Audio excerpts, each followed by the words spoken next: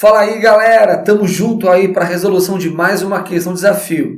A que ficou para a gente na última semana dizia o seguinte: FATEC, dados os vetores A, B e C representados na figura, em que cada quadrícula apresenta lado correspondente a uma unidade de medida, isso é importante salientar com você, é correto afirmar que a resultante dos vetores em questão tem módulo igual a quanto? Bom, turma, se você olhar com cuidado, os três vetores A, B e C, que se encontram dispostos nesse referencial quadriculado que se encontra aqui na nossa imagem, o vetor A é o único que se encontra plenamente na horizontal nesse referencial.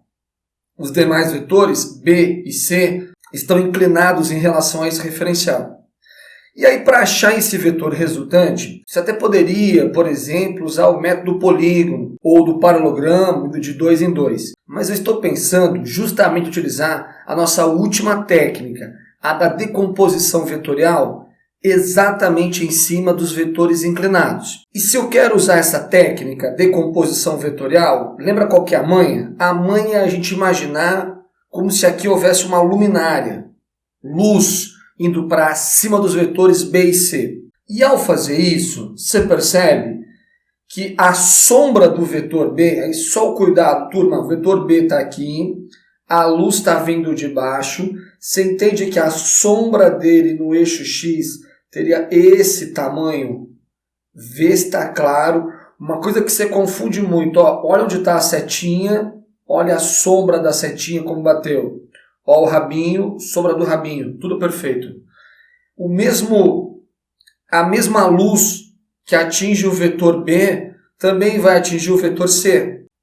Só que no caso do C, essa luz teria que estar vindo aqui de cima. Eu não vou nem colocar para não ficar muito cheio o nosso desenho, até porque é só uma ideia mesmo, né? Então você imagina a luz vindo de cima, atingindo o vetor C, e aí você percebe que esse vetor C na horizontal teria uma sombra para a direita, assim, olha como tudo bate, gente. Trombinha com trombinha, rabinho com rabinho. Então, os vetores B e C, na horizontal, teriam essas sombras que eu representei para você aqui. Pela mesma linha de raciocínio, vou imaginar aquela luminária, aquela luz da direita agora, e pensando novamente em decomposição de vetores, eu estou imaginando aqui a sombra do vetor C na vertical, e olha como tudo faz sentido, rabinho com rabinho, trombinha com trombinha, essa é a sombra. Atinge o vetor B e também forma a sombra no vetor B. Nesse momento, tem que estar muito claro o que você fez. Você manteve o vetor A como ele é, e ele então é um vetor de 1, 2, 3 unidades para a esquerda, e ao invés de trabalhar com o vetor B e C, se trabalha com as componentes. Então, vamos devagar, gente. Se eu olho com cuidado, eu vejo que essa componente aqui do vetor B, ela mede 1 unidade. A outra componente também mede 1 unidade. Olho para o C e vejo que uma das suas componentes mede 2 unidades para cima.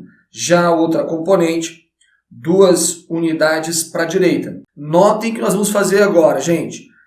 Se pensar um pouquinho, esse vetor 1 unidade com esse vetor 2 unidades, os dois apontam para o mesmo lado, o que vai dar 3 unidades resultantes para a direita. Mas, moçada, o vetor A ele é 3 unidades para a esquerda. Então, esse vetor mais esse vetor que se ajudam se anulam com o vetor A, que é justamente simétrico a eles. Ele tem o mesmo módulo, mesma direção e sentido oposto à soma desse vetor e esse. Com bastante cuidado agora, você nota que teríamos sobrando um vetor de 2 unidades para cima com um vetor de 1 unidade para baixo. Ora, se eu tenho 2 unidades para cima e alguém me atrapalha com 1 unidade para baixo, o meu vetor resultante de todo esse processo, ele medirá 1 unidade para cima. Como ele só pediu um módulo, isso nos dá a alternativa A. É isso, turma. Resolvemos o nosso desafio. Fique no aguardo, haverá muitos mais desafios. Até lá, gente!